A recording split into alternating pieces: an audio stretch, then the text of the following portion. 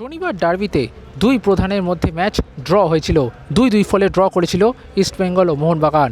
কিন্তু সেই ম্যাচে বিতর্কের জায়গা হয়ে দাঁড়ায় রেফারি রাহুল কুমার গুপ্তার একাধিক সিদ্ধান্তে অখুশি ইস্টবেঙ্গল মোহনবাগান দুই প্রধানই।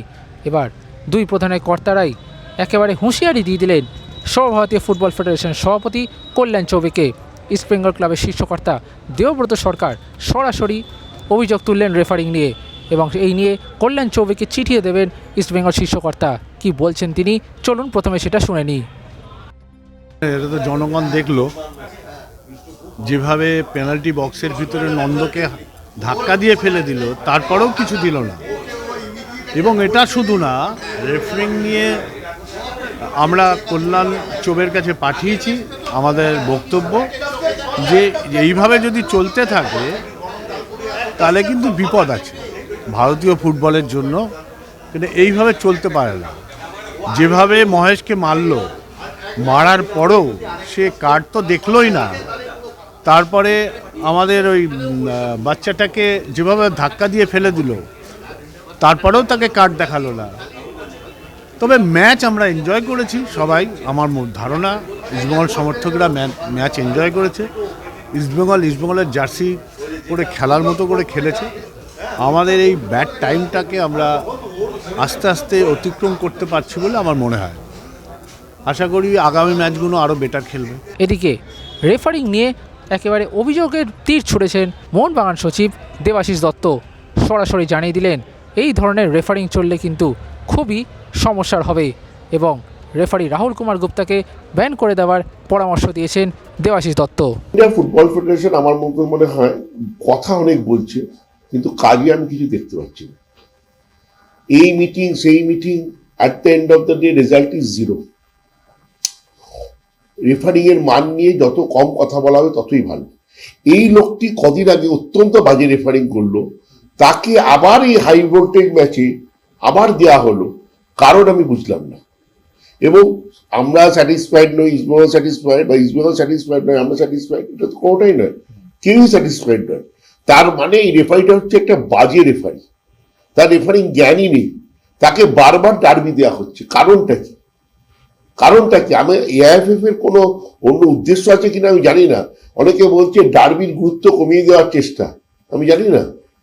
আই এম রিয়েলি স্টান যে এইরকম মানে রেফারিং, এটা একটা রেফারিং হচ্ছে, এটা কি হচ্ছে? আর আমি দেখছি প্রচুর মিটিং করে, ওরা মিটিং করে রেজাল্ট হচ্ছে জিরো। আমার মনে হয় ইমিডিয়েট ভাবনা চিন্তা করা উচিত। এবং একটা অ্যাসোসিয়েশনের মাথায় একজন প্রাক্তন প্লেয়ার বসে আছে, তার থেকে আমাদের চাহিদাটা অনেক বেশি। তাহলে তিনি কি করছেন? তাই জন্য আমার মনে হয় তার কাছে আমার আবেদন আপনাদের মাধ্যমে, ইমিডিয়েটলি, শুধু মিটিং নয়, এই রকম রেফারিকে প্রথম কথাটা ব্যান করা উচিত আইএসএল থেকে। ইন ফিউচার কোনো খেলাই একে দেওয়া উচিত না। এবং ভালো রেফারিং এর মান বাড়ানোর জন্য, এবং রেফারির দরজা খুলে দেওয়া হোক।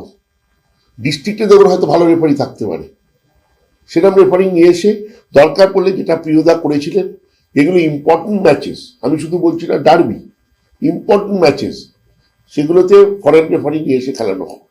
কারণ আমরা এত টাকা খরচা করছি প্রত্যেকটা টিম, 30 লাখ, 30 কোটি, 40 কোটি, 50 কোটি। আর রেফারিং এর জন্য যদি আজকে রেফারিরা প্রচুর টাকা পাচ্ছে, সবচেয়ে দুঃখের বিষয় এখন আর রেফারিরা কেউ কম টাকা পায় না, এই রেফারিরা প্রচুর টাকা পাচ্ছে। তা আমরা যদি প্লেয়ারদেরকে চ্যালেঞ্জ করতে পারি, ভাই তোমাদের এত টাকা দিচ্ছি, তোমরা কেন খারাপ খেলছো, তো রেফারিদের কেন চ্যালেঞ্জ হবে না, রেফারিরা কেন সাসপেন্ডেড হবে না? অত্যন্ত খারাপ রেফারিং হচ্ছে। আমি এআইএফএফ কে অনুরোধ করছি, এবং একজন প্রাক্তন প্লেয়ার যেখানে বসে আছে কল্যাণ চৌবেকে আমি অনুরোধ করবো, আপনি নিজে মাথা দিন। ও হয়তো ব্যস্ততায় দেখতে পাচ্ছে না, এবং নিজে মাথা দিয়ে এর ব্যবস্থাটা এটা অত্যন্ত বড় স্টেপ নিন, যাতে ফুটবল প্রেমী মানুষজনের একটা আস্থা আসে। ফুটবল প্রেমী মানুষজন এত টাকা খরচা করে মাঠে খেলা দেখতে যায়, শুধু তো প্লেয়ার খেললে হবে না, referee is one of the most important sector. সেই জায়গাটা যদি এত নিম্নমানের হয়ে যায়, তাহলে ফুটবলের উন্নতি হবে কি করে? চিঠিতে কিছু কাজ হয় না ভাই। আমি 2 লক্ষ, আগে 30 বছরে আমি 2,43,000 চিঠি দিয়েছি, কিছু লাভ হয় না। লাভ হয় এই বক্তব্যের মাধ্যমে, তারা সব শুনতে পায়, এখানে কিছু লুকোচুরি নেই। আমি তো পাবলিকলি বলছি, সেইটা করতে হলে তারা চিঠিতে কিছু কাজ হয় না। আমি আজ অব্দি দেখেছি চিঠিতে কিছু কাজ হয়। extra time.